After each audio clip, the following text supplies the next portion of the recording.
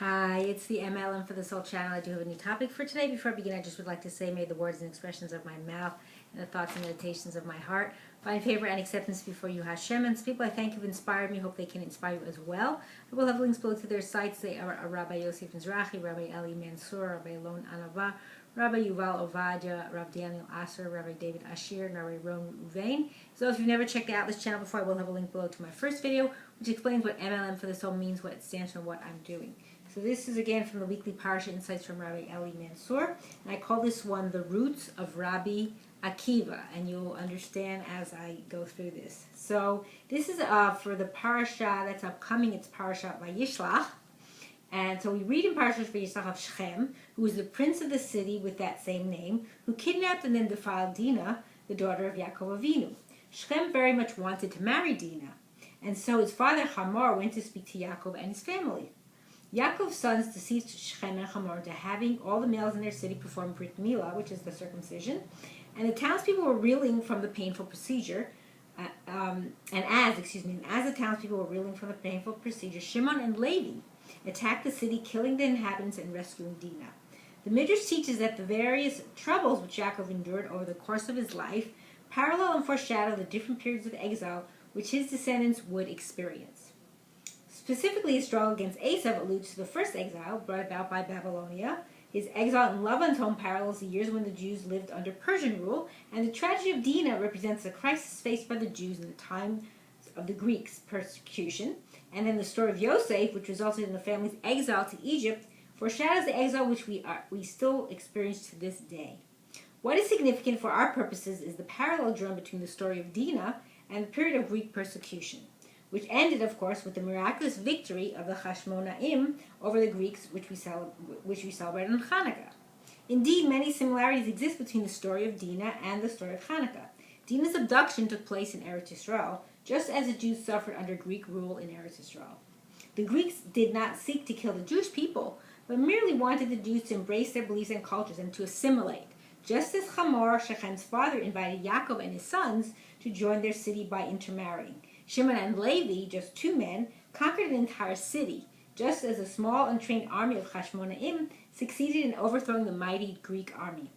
After the story of Dinah, the Torah tells, Yaakov journeyed to Beit El, where he built a Mizbeach and poured oil over it, foreshadowing the Chanukat HaMizbeach, the rededication of the altar and the miracle of the oil that followed the triumph over the Greeks.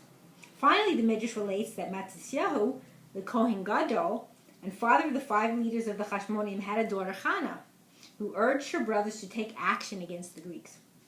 The Greeks enacted a cruel decree requiring every Jewish bride to spend a night with the Greek governor before her wedding, and Chana said to her brothers, if Shimon and Levi, who were just 2 men, could defend Dinah's honor by attacking the city, then you who are 5 men are certainly capable of defending the honor of Jewish women. This story thus serves as a template, so to speak, for the story of Hanukkah, which we will soon be celebrating. But there is even deeper significance to this story as revealed to us by Rav Shimshon of Astropoli. I never heard of him, so somebody knew, who taught that the great sage Rabbi Akiva possessed the spark of Shechem. As evil as Shechem was, he had within him a sacred spark, and this spark was ignited many centuries later in the sacred soul of Rabbi Akiva. This is why the Torah describes Shechem's feeling for Dinah with the expression Vatidbak nafsho bedina. Literally, his soul was attached to Dinah. Shechem's attraction to Dinah was not rooted solely in lust. The sacred spark deep within his soul was awakened by Dinah's pious character, and this was part of the reason why he was drawn to her. On this basis, Rav Shimshon of Astropoli explained Rabbi Akiva's remark, cited by the Gemara at Masechet Pesachim, that when he was still an ignoramus, before he began learning Torah, he resented Torah scholars, and had he been able, he would have, quote, bitten one like a donkey. So Rav Shimshon suggested that this does not refer to the earlier stages of Rabbi Akiva's life before he studied Torah, but rather to his former incarnation, when his soul was in the body of Shechem.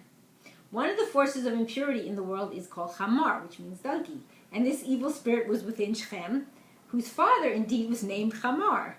And thus Rabbi Akiva was describing how he had previously been in this world as an agent of the evil force of Hamor, and he despised righteous tzaddikim. Rav Shimshon further noted that the Torah speaks of Shechem's feelings for Dinah with 3 verbs: Dabat, which is Dalet Beis Kuf, Vayidbak Nafsho, and then Ahav, Vayehav et Hana'ara, and Hasheka, trying to read what this said, Nafsho Betichem. I'm not sure what this says because his accent, the rabbi, is a little different. Hasheka, maybe. Nafsho. Okay, so that, I'm not sure. So that means, anyway, just moving on. So the first letters of these three verbs, each one separately, spell the word echad, which means one. For this reason, Rav Shimshon explains, Rabbi Akiva's soul departed this world as he was being tortured by the Romans and exclaimed, Shema Yisrael Hashem Elokeinu Hashem Echad.